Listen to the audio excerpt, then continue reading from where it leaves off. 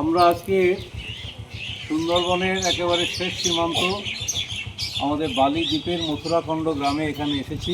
এটি একটি দ্বীপ। এখানে বহু মানুষ যারা জঙ্গল নির্ভর জীবন, যাদের জঙ্গলে গিয়ে বাঘের হানায় তাদের মৃত্যু ঘটে, সেই সমস্ত পরিবারের যারা বাঘ বিধবা মা বা বাঘের সাথে লড়াই করে যারা ফিরে এসেছেন আহত হয়ে, সেই সব মানুষদের জন্য এবছর প্রচুর ঠান্ডা পড়েছে।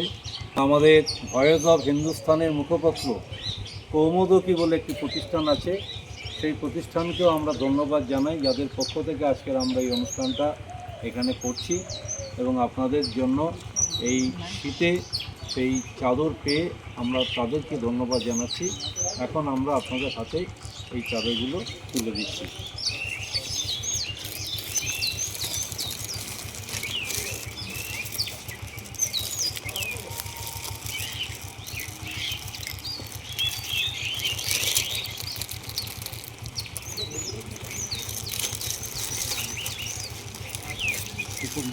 একটু পরে নিয়ে